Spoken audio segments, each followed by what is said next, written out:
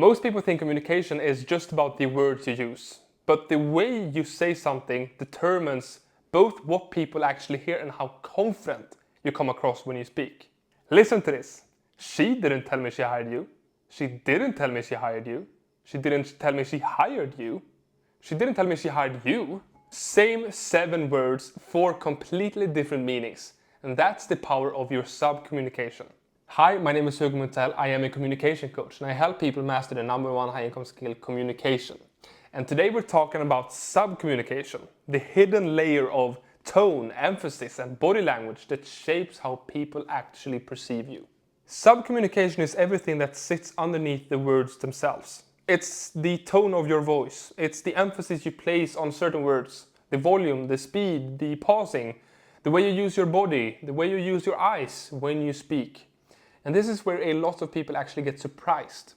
Research shows that in many situations, people actually remember more about how something was said than the actual words themselves. Think about the last time someone said, "I'm fine."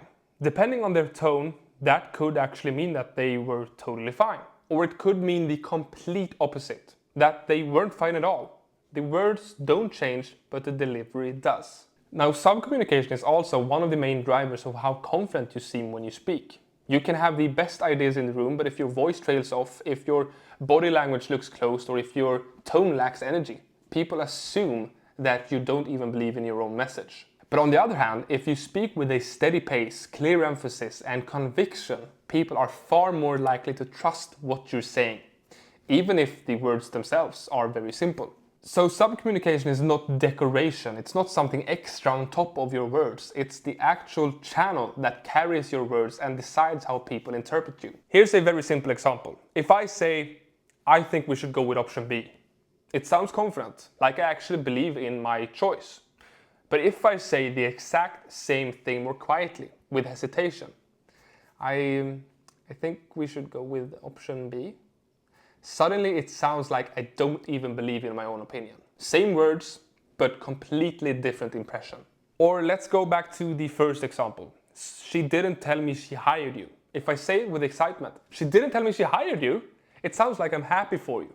But if I say it with frustration, "She didn't tell me she hired you," it sounds like I'm upset. The sentence hasn't changed again, but the meaning has, just by the tone of how it was said. So the question now is, how do you actually start mastering your sub-communication instead of letting it control you?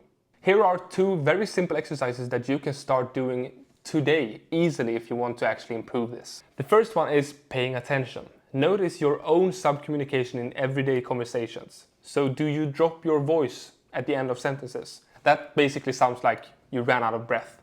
Or do you speed up when you're nervous? Then look at people you consider confident communicators in meetings, on stage, or even in movies, on videos. Notice their tone, their pacing, their emphasis, and copy what works. And the second one is play with meaning. So take one sentence, for example, "She didn't tell me she hired you," the one we just used, and deliver it in as many ways as you possibly can, changing the emphasis each time. So change your tone, change the volume, make it sound excited, doubtful, sarcastic, serious, whatever you want, as many as you can. This is a safe exercise that you can do by yourself at home. Just record yourself so you can actually watch back at it and analyze if you did any good, or if there's anything that you can make even better. You can also do it with friends, and it actually builds awareness of just how much control you actually have. So here's the takeaway. Your words matter, of course, but your sub-communication decides how people hear those words. It can completely change the meaning of what you say, and it can decide if you actually sound confident or if you sound uncertain of your own opinion. So start by actually paying attention to yourself, to your own sub-communication, and to others. Copy what works, and then play with meaning in low-stakes conversations, by yourself or with friends, and over time you'll actually gain the ability to choose the sub-communication that best supports your message in any situation.